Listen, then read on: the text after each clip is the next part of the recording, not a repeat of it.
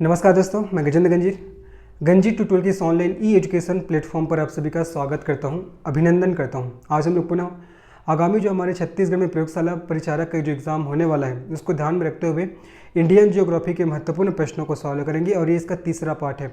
इसके 2 पार्ट भी ऑलरेडी हमारे यूट्यूब चैनल में अपलोड किए जा चुके हैं, तो अगर आपने उसको नहीं देखा है तो बिल्कुल जाकर देखिएगा। बहुत ही अच्छे प्रश्न मैंने कराए थे। आप सभी को पता होगा प्रयोगशाला परिचारक के एग्ज़ाम में भारत के जो भूगोल है उससे 20 क्वेश्चन पूछे जाएंगे, तो इसी को ध्यान में रखते हुए इन क्लास को बनाया जा रहा है। तो चलिए फिर आज की इस क्लास का शुभारंभ करते हैं, बढ़ते हैं पहले प्रश्न पे। पहला प्रश्न है हमारा, प्रसिद्ध हावड़ा ब्रिज किस शहर में स्थित है? बताना है आपको प्रसिद्ध हावड़ा ब्रिज किस शहर में स्थित है। ऑप्शन है पहला चेन्नई, दूसरा मुंबई, तीसरा नई दिल्ली और चौथा कोलकाता। तो हावड़ा ब्रिज कहाँ है आपको बताना है। इस क्वेश्चन का सही आंसर क्या हो जाएगा? इस क्वेश्चन का सही आंसर हो जाएगा कोलकाता। ठीक है, तो हावड़ा ब्रिज कहाँ है? तो कोलकाता में है। अगर कौन से राज्य में पूछेगा, कौन से राज्य में, तो आपको बताना है पश्चिम बंगाल में। कौन से राज्य में? तो पश्चिम बंगाल में। ठीक है, और अगर आपसे कल के डेट में पूछेगा कि हावड़ा ब्रिज का निर्माण कौन से वर्ष में किया गया था, तो 1943 में हावड़ा ब्रिज का निर्माण किया गया था। और हावड़ा ब्रिज कौन से नदी पर बनाया गया है पूछेगा, हावड़ा ब्रिज कौन से नदी पर बनाया गया है, तो आपको ध्यान रखना है हुगली नदी पर। कौन सी नदी पर? हुगली नदी पर हावड़ा ब्रिज को बनाया गया है। और अगर ऐसा क्वेश्चन पूछता है कि हावड़ा ब्रिज कौन कौन से शहर को जोड़ेगा, तो आपको ध्यान रखना है हावड़ा ब्रिज है आपका हावड़ा से कोलकाता को जोड़ता है। हावड़ा ब्रिज हावड़ा से कोलकाता को जोड़ता है, ये आपको याद रखना है। ठीक है, हुगली नदी में और अन्य ब्रिज भी हैं, और कौन कौन सा ब्रिज है जो आपको ध्यान रखने हैं। देखो, हुगली नदी में हमने सबसे पहले देखा हावड़ा ब्रिज, हुगली नदी पे हावड़ा ब्रिज है। ठीक है, दूसरा आपको ध्यान रखना है विवेकानंद ब्रिज। ठीक है, हुगली नदी पे विवेकानंद ब्रिज भी है। तीसरा आपको ध्यान रखना है हुगली नदी पे आपका निवेदिता ब्रिज भी है। कौन सा ब्रिज? निवेदिता। हुगली नदी पे आपका हावड़ा ब्रिज है, विवेकानंद ब्रिज है, निवेदिता ब्रिज है। साथ ही साथ हुगली नदी पे एक और ब्रिज का नाम आपको ध्यान रखना है विद्यासागर। ये सभी ब्रिज कौन से नदी पे है? हुगली नदी पे है ना। तो हमारा क्वेश्चन क्या था कि प्रसिद्ध हावड़ा ब्रिज किस शहर में स्थित है? इसका सही आंसर कोलकाता। अगर आपसे क्वेश्चन पूछेगा कौन से राज्य में है, तो आपको बताना है पश्चिम बंगाल। कौन से वर्ष इसका निर्माण हुआ है? तो 1943। कौन से नदी पर यह बना हुआ है? तो हुगली नदी। और ये कौन कौन से शहर को जोड़ता है? तो हावड़ा से कोलकाता को जोड़ता है हावड़ा ब्रिज। और साथ ही साथ ध्यान रखना है कि हुगली नदी पे ये सभी ब्रिज भी बने हुए हैं, Howrah bridge, Vivekananda bridge, Nivedita bridge और आपका विद्यासागर ब्रिज। ठीक है, इस क्वेश्चन का सही आंसर हमारा 4th ऑप्शन हो जाएगा। आगे बढ़ते हैं। निम्न में से कौन सा जल मार्ग भारत बांग्लादेश प्रोटोकॉल मार्ग के माध्यम से भारत की मुख्य भूमि के साथ जुड़ा हुआ है? ऑप्शन है पहला नेशनल वाटरवे नंबर 10, दूसरा नेशनल वाटरवे नंबर 15, तीसरा नेशनल वाटरवे नंबर 2 और 4th है नेशनल वाटरवे नंबर 83। कौन सा जल मार्ग भारत बांग्लादेश प्रोटोकॉल मार्ग के माध्यम से भारत की मुख्य भूमि के साथ जुड़ा हुआ है? बहुत बढ़िया प्रश्न है। इस क्वेश्चन का सही आंसर क्या हो जाएगा? इस क्वेश्चन का सही आंसर हो जाएगा जी आपका नेशनल वाटरवे नंबर 2। ठीक है, हिंदी में क्या हो जाएगा ये आपका राष्ट्रीय जलमार्ग 2, राष्ट्रीय जलमार्ग 2। ठीक है, ये अगर मैं इस राष्ट्रीय जलमार्ग 2 की अगर मैं कुल लंबाई की बात करता हूँ, इसकी कुल लंबाई कितना है? 710 किलोमीटर। कितना है? 710 किलोमीटर। और राष्ट्रीय जलमार्ग 2 है, ये कौन से नदी पर बना हुआ है? ये कौन से नदी पर बना हुआ है? तो ये बना हुआ है ब्रह्मपुत्र नदी पर। कौन सी नदी पर? ब्रह्मपुत्र नदी पर बना हुआ है। और ये जो आपका राष्ट्रीय जल मार्ग 2 है, ये कहाँ से कहाँ है? तो आपको बताना है असम के सदिया से धुबरी तक। ठीक है, असम के सदिया से आपका धुबरी तक है, याद रखना है। ठीक है, ये जो आपका राष्ट्रीय जल मार्ग 2 है, ये आपका असम के सदिया से धुबरी तक है, आपको याद रखना है ना। तो क्वेश्चन क्या था कि कौन सा जल मार्ग भारत बांग्लादेश प्रोटोकॉल मार्ग के माध्यम से भारत की मुख्य भूमि के साथ जुड़ा हुआ है? इसका सही आंसर हो जाएगा आपका नेशनल वाटरवे नंबर 2 अर्थात राष्ट्रीय जल मार्ग नंबर 2, जिसकी कुल लंबाई 710 किलोमीटर है। ये कौन सी नदी पर है? तो ब्रह्मपुत्र नदी पर है। कहाँ से कहाँ तक है? तो असम के सदिया से लेकर धुबरी तक है, ये आपको ध्यान रखना है। और यही आपका जल मार्ग है वो आपका भारत बांग्लादेश प्रोटोकॉल मार्ग के माध्यम से भारत की मुख्य भूमि के साथ जुड़ा हुआ है। तो इसका सही आंसर हमारा 3rd ऑप्शन हो जाएगा। साथ ही साथ नेशनल वाटरवे नंबर 10 के बारे में ध्यान रखना है, ये आपका महाराष्ट्र में अंबा नदी पर है। कहाँ है? ये आपका महाराष्ट्र में अंबा नदी पर है ना। ये महाराष्ट्र में अंबा नदी पर है। और आपका नेशनल वाटरवे नंबर 15, इसके बारे में ध्यान रखना है, ये आपका बिहार में गंडक नदी पर है। ठीक है जी, बिहार में कौन सी नदी पर है? गंडक नदी पर है, याद रखना है ना। तो हमारा क्वेश्चन क्या था कि कौन सा जल मार्ग भारत बांग्लादेश प्रोटोकॉल मार्ग के माध्यम से भारत की मुख्य भूमि के साथ जुड़ा हुआ है? तो इसका सही आंसर हो जाएगा आपका राष्ट्रीय जल मार्ग नंबर 2 जिसकी कुल लंबाई 710 किलोमीटर है। कौन सी नदी पर है, तो ब्रह्मपुत्र नदी पर है। कहाँ से कहाँ है, तो आपका असम के सदिया से धुबरी तक है, ये आपको ध्यान रखना है। और नेशनल वाटरवे नंबर 10 ये आपका महाराष्ट्र में है, अंबा नदी पर। और नेशनल वाटरवे नंबर 15 ये कहाँ है, आपका बिहार पे, गंडक नदी पर। ये बात को आपको याद रखनी है ना। तो इस क्वेश्चन का सही आंसर थर्ड ऑप्शन हो जाएगा। आगे बढ़ते हैं। देखिए, भारत के निम्नलिखित बंदरगाह का उत्तर से दक्षिण तक सही क्रम क्या है? कोच्चि बंदरगाह, मार्मागांव बंदरगाह, कांडला बंदरगाह, मुंबई बंदरगाह। 4 बंदरगाह के नाम दिए गए हैं और आपसे पूछा जा रहा है इसका उत्तर से दक्षिण का सही क्रम, है ना। उत्तर से दक्षिण मतलब उत्तर से दक्षिण का सही क्रम आपसे पूछा जा रहा है, ठीक है। सबसे पहले हम लोग जानते हैं कि ये सभी बंदरगाह कौन कौन से राज्य पे हैं। मुंबई बंदरगाह कहाँ है, आपका महाराष्ट्र पे है। मुंबई बंदरगाह महाराष्ट्र पे है। कांडला बंदरगाह कहाँ है, आपका गुजरात पे है, ठीक है। मार्मागांव बंदरगाह कहाँ है, आपका गोवा पे है। और कोच्चि बंदरगाह कहाँ है, आपका केरल। अब देखो, आपको राज्यों के नाम तो पता लग गया, अब आपको इसको उत्तर से दक्षिण में क्रम में व्यवस्थित करना है ना। तो सबसे पहले क्या आ जाएगा, आपका गुजरात, ठीक है। सबसे पहले गुजरात आ जाएगा। पहले हम लोग क्या करते हैं, पहले राज्यों को उत्तर से दक्षिण में हम लोग क्या कर लेते हैं, व्यवस्थित कर लेते हैं। तो पहला गुजरात आएगा। गुजरात के बाद आपका महाराष्ट्र आ जाएगा। महाराष्ट्र के बाद क्या आ जाएगा, आपका गोवा आ जाएगा। गोवा के बाद आ जाएगा आपका केरल, ठीक है। तो गुजरात में कौन सा दिया है आपका, गुजरात में कौन सा आपका बंदरगाह है, कांडला बंदरगाह, है ना। गुजरात में आपका कांडला बंदरगाह, ये कहाँ है, आपका गुजरात में है, ये कांडला बंदरगाह। महाराष्ट्र में क्या है, देखो महाराष्ट्र में मैंने लिखा है अभी यहाँ पास मुंबई, है ना, मुंबई बंदरगाह। उसके बाद गोवा में क्या है, देखो गोवा में क्या है आपका, गोवा में मैंने लिखा है यहाँ पास मार्मागांव बंदरगाह, ठीक है। मार्मागांव बंदरगाह ये कहाँ है आपका, ये आपका गोवा में है, ठीक है। उसके बाद केरल में कौन सा बंदरगाह है आपका, कोच्चि बंदरगाह। केरल में कौन सा बंदरगाह है जी, कोच्चि बंदरगाह है, ठीक है। तो कांडला पहले आएगा, उसके बाद मुंबई बंदरगाह आएगा, है ना, मुंबई बंदरगाह के बाद आएगा मार्मागांव बंदरगाह, उसके बाद कोच्चि बंदरगाह। कांडला बंदरगाह गुजरात में है, मुंबई बंदरगाह महाराष्ट्र में है, मार्मागांव बंदरगाह गोवा में है और कोच्चि बंदरगाह केरल में है, ठीक है। तो देखो, कांडला बंदरगाह कौन से आपका उसमें दिया है नंबर पे, कांडला बंदरगाह दिया है आपका सी पे, है ना। मुंबई बंदरगाह दिया है आपका डी पे और मार्मागांव बंदरगाह किस में दिया है आपका बी पे, कोच्चि बंदरगाह आपका ए पे। तो सी डी बी ए ये आपको ढूंढना है, सी डी बी ए। तो सी डी बी ए मतलब फोर्थ ऑप्शन इसका सही आंसर हो जाएगा, ठीक है। फोर्थ ऑप्शन इसका सही आंसर हो जाएगा, सी डी बी ए, है ना। तो उत्तर से दक्षिण तक हमको बंदरगाहों को सही क्रम में व्यवस्थित करना था।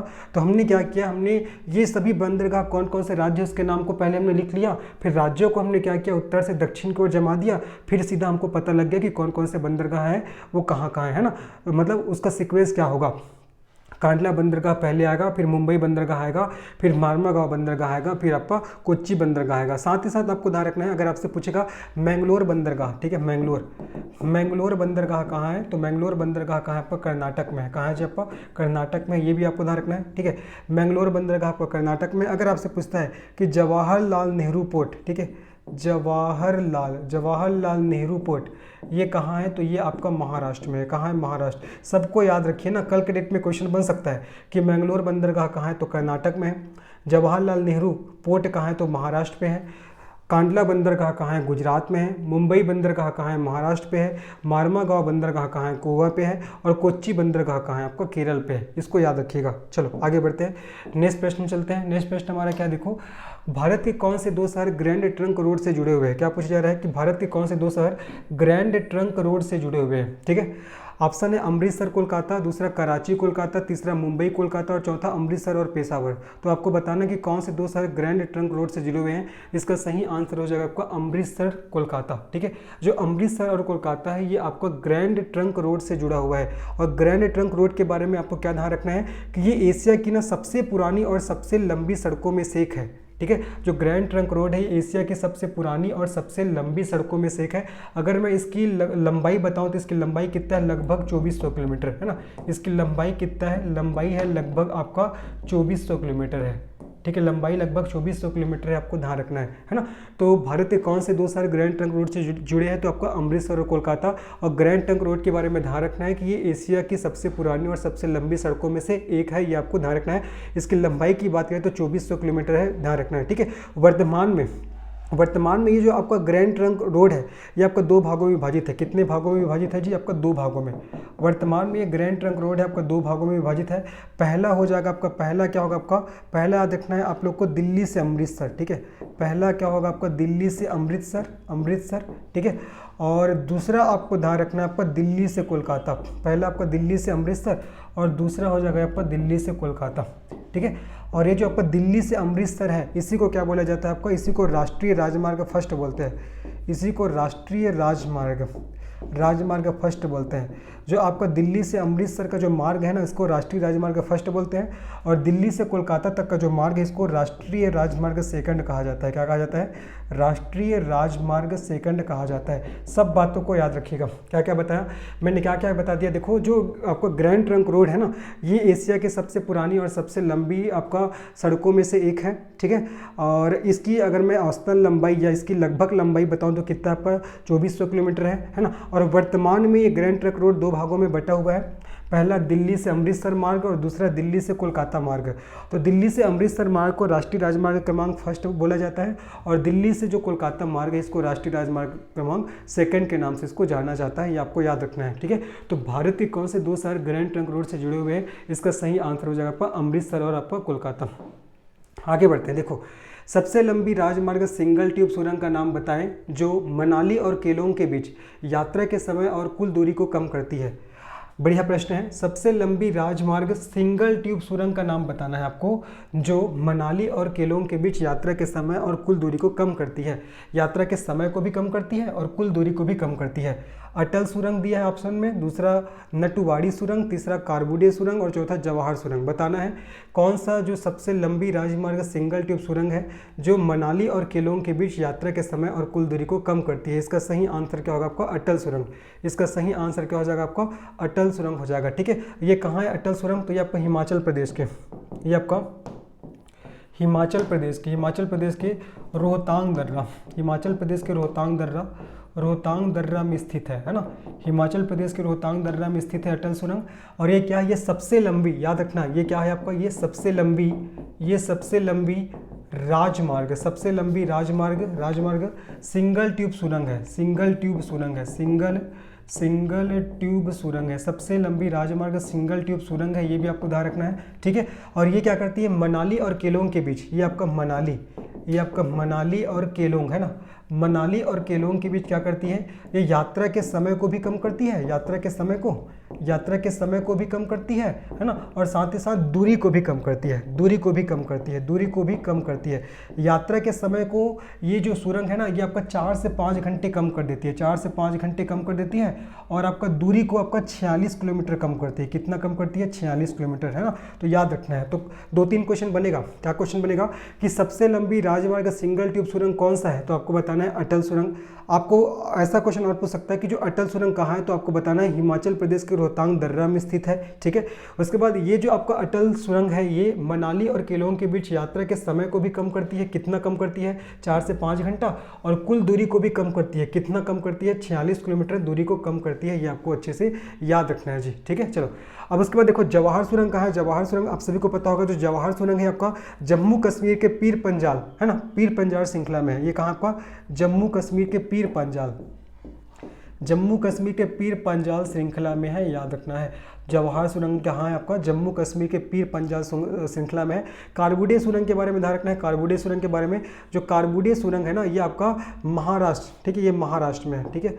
महाराष्ट्र में ये भी एक रेलवे सुरंग है। कारबुडे सुरंग एक रेलवे सुरंग है जो आपका महाराष्ट्र में है, ठीक है। और नटवाड़ी सुरंग ये भी आपका महाराष्ट्र में प्रस्तावित है। महाराष्ट्र में क्या आपका? प्रस्तावित है। सभी बातों को आपको याद रखना है। ये भी आपका महाराष्ट्र में प्रस्तावित है, ठीक है। तो इस क्वेश्चन का सही आंसर क्या होगा? सबसे लंबी राजमार्ग सिंगल ट्यूब सुरंग का नाम बताइए जो मनाली और केलोंग के बीच यात्रा के समय और कुल दूरी को कम करती है। तो अटल सुरंग कहाँ है? हिमाचल प्रदेश के रोहतांग दर्रा में स्थित है। ये सबसे लंबी राजमार्ग सिंगल ट्यूब सुरंग है जो मनाली और केलोंग के बीच यात्रा के समय को भी कम कर देती है और दूरी को भी कम करती है। समय को 4 से 5 घंटे कम कर देती है और दूरी को 46 किलोमीटर कम करती है, ठीक है। और जवाहर सुरंग कहाँ है? तो जम्मू कश्मीर के पीर पंजाल श्रृंखला में जवाहर सुरंग है। कारबुडे सुरंग आपका महाराष्ट्र में है और नटुवाड़ी सुरंग भी आपका महाराष्ट्र में प्रस्तावित है, याद रखना है। चलो आगे बढ़ते हैं, नेक्स्ट क्वेश्चन में चलते हैं। डायमंड चतुर्भुज परियोजना क्या है? डायमंड चतुर्भुज परियोजना क्या है? पहला हाई स्पीड रोड प्रणाली, दूसरा हाई स्पीड रेल प्रणाली, तीसरा अल्ट्रा स्पीड रेल प्रणाली और चौथा सस्ती रेल प्रणाली। बताना है डायमंड चतुर्भुज परियोजना क्या है, आपको बताना है। चलो इस क्वेश्चन का सही आंसर क्या होगा?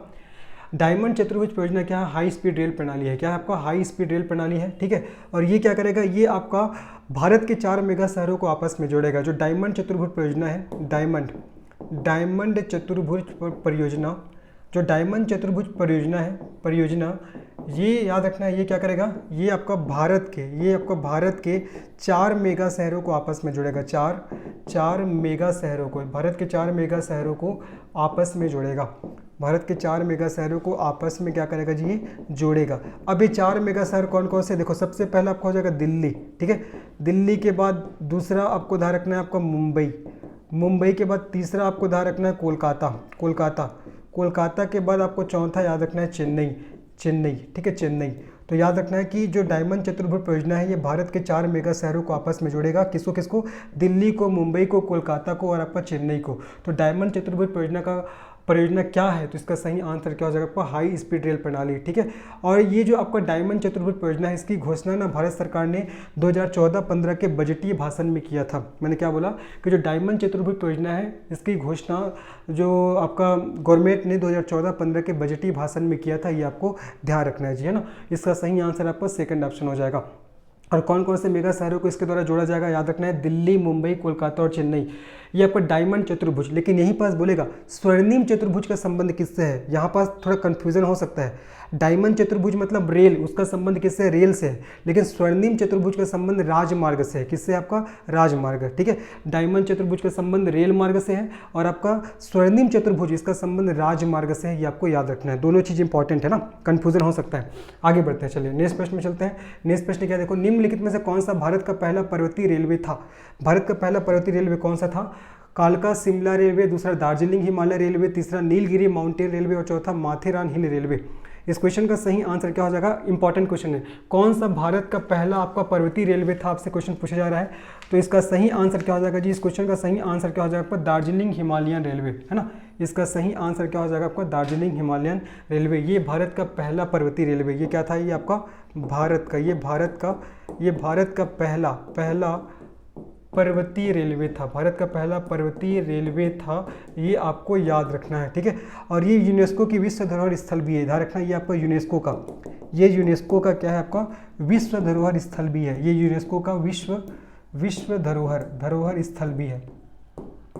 यूनेस्को का विश्व धरोहर स्थल भी है, ये आपको याद रखना है। तो इसका सही आंसर क्या होगा? कौन सा भारत का पहला पर्वतीय रेलवे था? तो दार्जिलिंग हिमालय रेलवे। चलो आगे बढ़ते हैं, आगे चलते हैं। आधिकारिक तौर पर भारत में ट्रांसजेंडरों पर सबसे पहले दर्ज आंकड़े किस जनगणना में एकत्र किए गए थे? अच्छा क्वेश्चन है। आधिकारिक तौर पर भारत में ट्रांसजेंडरों पर सबसे पहले दर्ज आंकड़े किस जनगणना में एकत्र किए गए थे? 2001, उसके बाद 1981, फिर 2011, 1991। पुनः मैं प्रश्न को पढ़ दे रहा हूँ। आधिकारिक तौर पर भारत में ट्रांसजेंडरों पर सबसे पहले दर्ज आंकड़े किस जनगणना में एकत्र किए गए थे? ऑप्शन दिए गए, पहला 2001, दूसरा 1981, तीसरा 2011 और चौथा आपका 1991। बताना है इसका सही आंसर क्या होगा? इसका सही आंसर क्या होगा? इसका सही आंसर हो जाएगा आपका 2011। तो आधिकारिक तौर पर भारत में ट्रांसजेंडरों पर सबसे पहले दर्ज आंकड़े किस जनगणना में एकत्र किए गए थे? तो आपका जनगणना 2011 में, ठीक है। अब देखो मैं जनगणना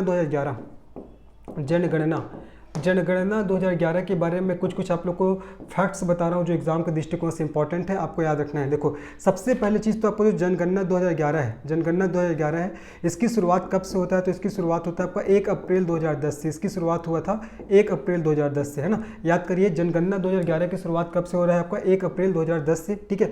दूसरा चीज़, इसका नारा क्या था? इसका नारा था आपका हमारी जनगणना हमारा भविष्य, ठीक है। इसका नारा था हमारी जनगणना हमारा भविष्य। हमारी जनगणना हमारा भविष्य क्या था? इसका नारा था, ठीक है।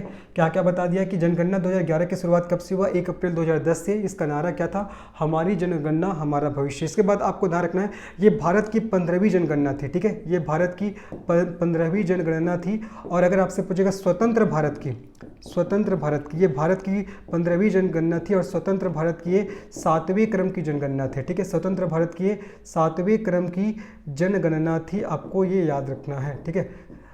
स्वतंत्र भारत की 7वें क्रम की जनगणना और आपका ऐसा क्वेश्चन पूछेगा कि भारत की कौन से क्रम की जनगणना था 2011 का, तो आपका 15वें क्रम का। लेकिन स्वतंत्र भारत का पूछेगा तो आपको लगाना है 7वें क्रम का। ठीक है, क्या क्या बता दिया। जनगणना 2011 की शुरुआत 1 अप्रैल 2010 को हुआ। नारा क्या था, हमारी जनगणना हमारा भविष्य। फिर मैंने बताया कि ये 15वें क्रम की जनगणना था भारत का, लेकिन स्वतंत्र भारत का ये 7वें क्रम का जनगणना था, ये आपको ध्यान रखना है। ठीक है, और जनगणना आयुक्त कौन थे, अगर क्वेश्चन पूछेगा जनगणना आयुक्त कौन थे, जो 2011 का जनगणना हुआ उसके जनगणना आयुक्त कौन थे, तो आपको बताना सी चंद्रमौली। कौन थे, सी चंद्रमौली कौन थे, जनगणना आयुक्त थे। ये भी आपको अच्छे से याद रखना है। ठीक है, तो इस क्वेश्चन का सही आंसर क्या होगा, 2011। तो आधिकारिक तौर पर भारत में ट्रांसजेंडरों पर सबसे पहले दर्ज आंकड़े किस जनगणना में एकत्र किए गए थे, 2011 के जनगणना के बारे में मैंने कुछ आप लोग को बताया जो एग्जाम के दृष्टिकोण से इंपॉर्टेंट है। इसकी शुरुआत 1 अप्रैल 2010 से हुआ। नारा था हमारी जनगणना हमारा भविष्य, जो भारत की 15वीं जनगणना था और स्वतंत्र भारत के 7वें क्रम की जनगणना था, है ना। और इस जनगणना के जनगणना आयुक्त कौन थे, तो आपका सी चंद्रमौली थे। कौन थे, सी चंद्रमौली। आगे बढ़ते हैं, नेक्स्ट प्रश्न में हम लोग आगे बढ़ते हैं। नेक्स्ट प्रश्न क्या देखते हैं। नेक्स्ट प्रश्न हमारा 2011 की जनसंख्या जनगणना के संबंध में निम्नलिखित में से कौन सा कथन सही है। आपसे पूछा जा रहा है कौन सा कथन सही है। ठीक है, देखो पहला, 2011 की जनगणना के अनुसार देश में साक्षरता दर 78% है। दूसरा, लिंगानुपात को जनसंख्या में प्रति 1000 महिलाओं पर पुरुषों की संख्या के रूप में परिभाषित किया जाता है। तीसरा, केरल का लिंगानुपात 1046 है। और चौथा, 7 वर्ष और उससे अधिक आयु का व्यक्ति जो किसी भी भाषा में समझ के साथ पढ़ और लिख सकता है साक्षर माना जाता है। तो कौन सा कथन सही है बताना है। तो देखो चौथा को पढ़िए एक बार, 7 वर्ष और उससे अधिक आयु का व्यक्ति जो किसी भी भाषा में समझ के साथ पढ़ और लिख सकता है वही साक्षर माना जाता है। तो चौथा स्टेटमेंट हमारा बिल्कुल सही है और आपको सही कथन की पहचान करना है। बाकी तीसरा देखो, केरल का लिंगानुपात 1046 है। भैया केरल का लिंगानुपात 1084 है। कितना, 1084। तो ये क्या हो जाएगा आपको, गलत हो जाएगा। तीसरा आपको गलत हो जाएगा। और लिंगानुपात को जनसंख्या में प्रति 1000 महिलाओं पर पुरुषों की संख्या के रूप में परिभाषित किया जाता है। ये उल्टा दिया है। लिंगानुपात क्या होता है, प्रति 1000 पुरुषों पर महिलाओं की संख्या को लिंगानुपात कहते हैं, लेकिन यहाँ पास उल्टा दिया गया है। और 2011 की जनगणना के अनुसार देश में साक्षरता दर 78% है। ये भी आपको गलत हो जाएगा, है ना। तो आपको सही इसमें आंसर बताने थे, तो इसका सही आंसर क्या हो जाएगा हमारा, फोर्थ ऑप्शन, 7 वर्ष और उससे अधिक आयु का व्यक्ति जो किसी भी भाषा में समझ के साथ पढ़ और लिख सकता है क्या माना जाता है, साक्षर माना जाता है। ये हमारा सही हो जाएगा। बाकी जो पहला दूसरा तीसरा जो कथन दिए हैं ये क्या हो जाएगा आपका, गलत हो जाएगा जी। 2011 की जनगणना के अनुसार किस केंद्र शासित प्रदेश का लिंगानुपात सबसे अधिक है, लक्षद्वीप का, पुडुचेरी का, दमन और दीव का और चंडीगढ़ का। क्या पूछा जा रहा है आपका, 2011 की जनगणना के अनुसार किस केंद्र शासित प्रदेश का लिंगानुपात। देखो केंद्र शासित प्रदेश का पूछा जा रहा है ना।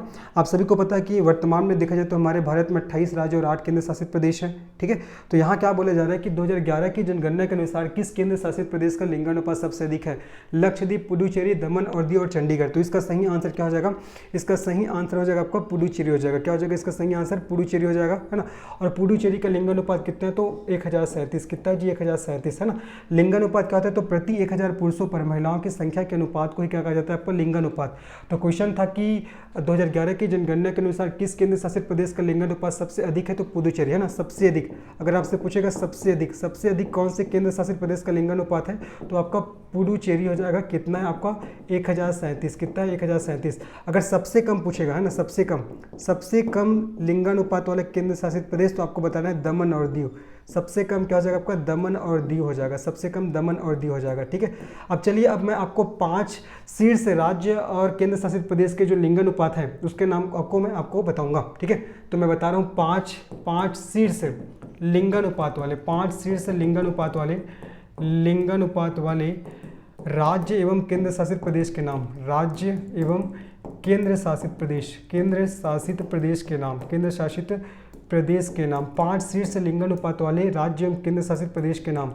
तो पहला आपको याद रखना है केरल, उसके बाद दूसरा हो जाएगा आपका पुडुचेरी, दूसरा हो जाएगा जी आपका पुडुचेरी। देखो पहला केरल और दूसरा पुडुचेरी। ये पुडुचेरी क्या आपका एक केंद्र शासित प्रदेश है ना, लेकिन यहाँ पास मैंने क्या लिखा है, 5 शीर्ष लिंगानुपात वाले राज्य एवं केंद्र शासित प्रदेश। तो सबसे पहला क्या होगा आपका, केरल हो जाएगा। दूसरा क्या होगा आपका, पुडुचेरी हो जाएगा।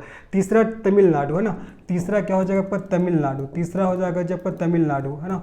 चौथा हो जाएगा आपका आंध्र प्रदेश और पांचवा हमारा प्यारा छत्तीसगढ़, ये, है ना। तो 5 शीर्ष लिंगानुपात वाले राज्य एवं केंद्र शासित प्रदेश का आपका नाम मैंने बता दिया, पहला केरल, दूसरा पुडुचेरी, तीसरा तमिलनाडु, चौथा आंध्र प्रदेश, पांचवा छत्तीसगढ़, है ना। अगर मैं केरल की बात करूँ तो केरल का लिंगानुपात कितना है आपका 1084, कितना है आपका 1084, है ना।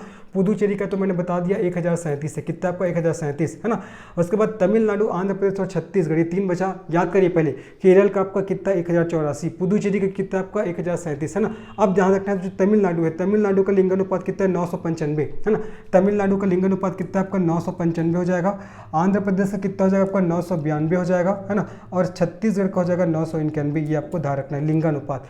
लिंगानुपात क्या होता है तो आपको याद रखना है प्रति 1000 पुरुषों पर महिलाओं की संख्या के अनुपात को लिंगानुपात कहा जाता है। और क्वेश्चन पूछा गया था 2011 की जनगणना के अनुसार किस केंद्र शासित प्रदेश का लिंगानुपात सबसे अधिक है, तो पुदुचेरी, यहाँ का लिंगानुपात कितना है आपका 1037 है ना। और सबसे कम कौन से केंद्र शासित प्रदेश का लिंगानुपात है तो दमन और दीव हो जाएगा। और मैंने बताया 5 शीर्ष लिंगानुपात वाले राज्य एवं केंद्र शासित प्रदेश के नाम, इसमें केंद्र शासित प्रदेश का नाम भी इंक्लूडेड है। पहला केरल 1084, दूसरा पुदुचेरी 1037, तीसरा तमिलनाडु 995, चौथा आंध्र प्रदेश 992 और पांचवा हमारा छत्तीसगढ़ 991। चलो आगे बढ़ते हैं। नेक्स्ट प्रश्न में आगे बढ़ते हैं। नेक्स्ट प्रश्न है भारत की जनसंख्या वृद्धि की स्तब्ध प्रावस्था की अवधि के रूप में किस अवधि को जाना जाता है। जबरदस्त क्वेश्चन है। भारत की जनसंख्या वृद्धि की स्तब्ध प्रावस्था क्या पूछा जा रहा है, देखो स्तब्ध प्रावस्था है ना, स्तब्ध प्रावस्था की अवधि किस अवधि को जाना जाता है। ठीक है, आपसे पूछा जा रहा है कि भारत की जनसंख्या वृद्धि की स्तब्ध प्रावस्था की अवधि के रूप में किस अवधि को जाना जाता है। ऑप्शन है 1921 से 51, 81 से 2001, 1901 से 1921 या 1951 से 1981। तो याद रखना है कि भारत की जनसंख्या वृद्धि की स्तब्ध प्रावस्था कौन से अवधि को माना जाता है, तो आपका 1901 से 1921, है ना। क्योंकि इस अवधि में क्या हुआ था, विकास की दर बहुत कम था, है ना। इस अवधि में क्या हुआ था, आपका नकारात्मक विकास दर दर्ज किया गया था। मैं क्या बोला कि 1901 से 1921 के अवधि में क्या हुआ था, आपका विकास की दर बहुत कम था। इस अवधि में नकारात्मक विकास विकास दर क्या किया गया था, दर्ज किया गया था। नकारात्मक विकास दर दर्ज किया गया था। इसीलिए इसको आपका जनसंख्या वृद्धि की स्तब्ध प्रावस्था के रूप में जाना जाता है। कौन से अवधि को, 1901 से 1921। लेकिन अगर आपसे ऐसा क्वेश्चन पूछता है कि आपका जनसंख्या विस्फोट की अवधि कौन से अवधि को माना जाता है, जनसंख्या विस्फोट की अवधि कौन से अवधि को जाना जाता है, तो आपको बताना है 1951 से 1981। इस अवधि के दरमियान क्या हुआ था, जनसंख्या बहुत तेजी से बढ़ा था, है ना। याद रखना आपका नकारात्मक विकास दर कब दर्ज किया गया था, 1901 से 1921। इसलिए इसको स्तब्ध प्रावस्था बोलते हैं इस अवधि को। और एकदम जनसंख्या में विस्फोट कब हुआ, 1951 से 1981 में, है ना। जनसंख्या में विस्फोट हुआ था 1951 से 1981, ये भी आपको याद रखना है जी। चलो, तो क्वेश्चन था भारत की जनसंख्या वृद्धि की स्तब्ध प्रावस्था की अवधि के रूप में किस अवधि को जाना जाता है। इसका सही आंसर 1901 से 1921। क्यों, क्योंकि इस अवधि में नकारात्मक विकास दर दर्ज किया गया था, जबकि आपका 1951 से 1981 की अवधि को जनसंख्या विस्फोट अवधि के नाम से जाना जाता है। आगे बढ़ते हैं। नेक्स्ट प्रश्न है विकास की स्थिति के आधार पर संसाधनों का विभाजन किस प्रकार किया जाता है। पहला जैविक और अजैविक, दूसरा नवीकरणीय और गैर नवीकरणीय, तीसरा संभावित विकसित स्टॉक और आरक्षित, चौथा व्यक्तिगत सामुदायिक राष्ट्रीय और अंतर्राष्ट्रीय। क्या बोला जा रहा है, विकास की स्थिति के आधार पर, कंडीशन दे दिया गया है, विकास की स्थिति के आधार पर संसाधनों का विभाजन किस प्रकार किया जाता है। सबसे पहले समझते हैं संसाधन किसे कहा जाता है, तो जो हमारी आवश्यकताओं की पूर्ति करता है, उसी को हम लोग संसाधन कहते हैं। तो क्वेश्चन है कि विकास की स्थिति के आधार पर संसाधनों का विभाजन किस प्रकार किया जाता है, तो इसका सही आंसर हो जाएगा आपका विकास की स्थिति के आधार पर संसाधनों का विभाजन संभावित, विकसित और स्टॉक और आरक्षित, है ना, इस प्रकार से किया जाता है। तो इसका सही आंसर हो जाएगा आपका थर्ड हो जाएगा। ठीक है, तो विकास की स्थिति के आधार पर संसाधनों का विभाजन किस प्रकार किया जाता है, तो संभावित, विकसित, स्टॉक और आरक्षित, इसके आधार पर किया जाता है। ठीक है, ये आपको याद रखना है। अगर आपसे पूछेगा कि उत्पत्ति के आधार पर, है ना, उत्पत्ति के आधार पर संसाधनों का विभाजन किस आधार पर करते हैं, तो किस प्रकार किया जाता है। अगर ऐसा पूछ दिया कि उत्पत्ति के आधार पर संसाधनों का विभाजन किस प्रकार किया जाता है, तो उत्पत्ति के आधार पर करते हैं जैविक और अजैविक। ठीक है, जैविक और अजैविक प्रकार से करते हैं। ठीक है, उत्पत्ति के आधार पर संसाधनों का जो विभाजन है वो जैविक और अजैविक प्रकार से किया जाता है। वैसे ही अगर आपसे पूछ लिया गया कि निष्कासन के आधार पर संसाधनों का विभाजन किस प्रकार किया जाता है, तो निष्कासन के आधार पर संसाधनों का जो विभाजन है ना, वो आपका नवीकरणीय और आपका गैर नवीकरणीय प्रकार से किया जाता है। ठीक है, ये चीज़। और अगर आपसे पूछ लिया कि आपका स्वामित्व के आधार पर संसाधनों का विभाजन किस प्रकार किया जाता है ना, स्वामित्व के आधार पर, स्वामित्व के आधार पर संसाधनों का विभाजन किस प्रकार किया जाता है, तो आपका व्यक्तिगत रूप से, सामुदायिक रूप से, राष्ट्रीय रूप से और अंतर्राष्ट्रीय। ठीक है, तो स्वामित्व के आधार पर कौन कौन से प्रकारों में करते हैं, व्यक्तिगत रूप से, उसके बाद सामुदायिक रूप से, उसके बाद आपका राष्ट्रीय रूप से, और उसके बाद आपका अंतर्राष्ट्रीय रूप से, ये आपको ध्यान रखना है जी, है ना। तो क्वेश्चन क्या था, देखो, विकास की स्थिति के आधार पर संसाधनों का विभाजन किस प्रकार किया जाता है, तो विकास की स्थिति के आधार पर संसाधनों का विभाजन संभावित, विकसित, स्टॉक और आरक्षित, इसके आधार पर करते हैं। ठीक है, ये हो जाएगा। वही पूछेगा उत्पत्ति के आधार पर संसाधनों का विभाजन किस प्रकार करते हैं, तो उत्पत्ति के आधार पर जैविक और अजैविक, इसके प्रकार से क्या करते हैं, संसाधनों का विभाजन करते हैं, है ना। निष्कासन के आधार पर पूछेगा तो निष्कासन के आधार पर आ जाएगा आपका, निष्कासन के आधार पर अगर पूछेगा तो आपका नवीकरणीय और गैर नवीकरणीय हो जाएगा। और स्वामित्व के आधार पर पूछेगा तो व्यक्तिगत, सामुदायिक, राष्ट्रीय और अंतर्राष्ट्रीय हो जाएगा। लेकिन यहाँ विकास की स्थिति के आधार पर पूछा गया है तो संभावित, विकसित, स्टॉक और आरक्षित हो जाएगा। ठीक है, चलिए जी आगे बढ़ते हैं, नेक्स्ट प्रश्न में चलते हैं। नेक्स्ट प्रश्न है हमारा, खान और खनिज के निम्नलिखित युग्मों में से कौन सा सही सुमेलित नहीं है ना। खान और खनिज के निम्नलिखित युग्मों में से देखो, बैलाडीला खान है किसका, लौह अयस्क का, तो पहला बिल्कुल सही है जो कि छत्तीसगढ़ में है। बैलाडीला लौह अयस्क की खान है, बिल्कुल सही है। जावर की जो खान है ना, ये आपका जिंक का है, तो ये भी आपका बिल्कुल सही है, जो कहाँ आपका राजस्थान में है ना, राजस्थान में है, और ये हमारा छत्तीसगढ़ में है। उसके बाद घाटशिला कहाँ है जी, झारखंड में है। घाटशिला कहाँ आपका, झारखंड में है, आपको ध्यान रखना है घाटशिला कहाँ है, झारखंड में है। यहाँ तांबे की खान है, ये भी हमारा बिल्कुल सही है। और कुद्रेमुख कहाँ पर, कर्नाटक में है, कुद्रेमुख कर्नाटक में है। और यहाँ आपका लौह अयस्क की खान है, कुद्रेमुख में आपका कुद्रेमुख में लौह अयस्क की खान है, जबकि यहाँ पास क्या बोला जा रहा है, कुद्रेमुख में बॉक्साइट की खान है, तो ये क्या हो जाएगा आपका, गलत हो जाएगा। ठीक है, तो खान और खनिज के निम्नलिखित युगों में से कौन सा सही सुमेलित नहीं है, तो आपका चौथा वाला सही सुमेलित नहीं है, बाकी पहला, दूसरा और जो आपको तीसरा सही है। बैलाडीला खान लौह अयस्क के लिए फेमस है ना। जावर की खान जिंक के लिए फेमस है। आपको जो घाटशिला है जो कि झारखंड में, जो तांबे के लिए फेमस है ना। और जो कुद्रेमुख जो खान है ये आपका लौह अयस्क के लिए फेमस है, जो कर्नाटक में, जबकि ऑप्शन बॉक्साइट दिया जा रहा है, तो ये गलत हो जाएगा। आगे बढ़ते हैं कोरापुट खान भारत के किस राज्य में स्थित है। कोरापुट खान आपसे पूछा जा रहा है, ऑप्शन है उड़ीसा, केरल, झारखंड और बिहार। जो कोरापुट खान है भारत के किस राज्य में स्थित है, तो जो कोरापुट खान भारत के उड़ीसा में है। ठीक है, और ये जो कोरापुट खान है इसका संचालन किसके द्वारा किया जा रहा है, आपका नालको के द्वारा। कोरापुट खान है इसका संचालन, कोरापुट खान का संचालन किसके द्वारा किया जा रहा है, नालको के द्वारा। कब से किया जा रहा है, 1985 से। ठीक है, कोरापुट खान का संचालन नालको के द्वारा किया जा रहा है। कब से किया जा रहा है, तो 1985 से किया जा रहा है, ये आपको ध्यान रखना है। और जो कोरापुट का जो खान है ये आपका पंचपटमाली, कोरापुट का जो खान है आपका पंचपटमाली पहाड़ियों पर स्थित है, पंचपटमाली पहाड़ियों पर स्थित है, ये आपको ध्यान रखना है। ठीक है, और यहाँ आपका कोरापुट खान में किसका भंडार है, तो बॉक्साइट का भंडार है। किसका भंडार है, बॉक्साइट का भंडार है, इन सबको याद रखना है। तो कोरापुट खान है भारत के किस राज्य में स्थित है, उड़ीसा में, जिसका संचालन 1985 से नालको के द्वारा किया जा रहा है। और ये कोरापुट जो खान है ये पंचपटमाली पहाड़ी में स्थित है ना। और ये मुख्य रूप से किसके लिए फेमस है, तो बॉक्साइट के लिए फेमस है, आपको याद रखना है। और बॉक्साइट किसका इसका होता है जी, एल्यूमिनियम का इसका होता है। दिए गए कथनों का अध्ययन कीजिए तथा सही विकल्प का चयन कीजिए। अभी कथन ए क्या बोल रहा है, देखो, एक वस्तु की उपयोगिता अथवा प्रयोज्यता उसे एक संसाधन बनाती है। दूसरा, उसके बाद कारण दिया है, कुछ संसाधनों का आर्थिक मूल्य होता है, कुछ का नहीं। आपको बताना है कि सही विकल्प कौन सा है। अभिकथन क्या बोल रहा है कि एक वस्तु की उपयोगिता अथवा प्रयोज्यता उसे एक संसाधन बनाती है, कथन तो बिल्कुल सही है भैया।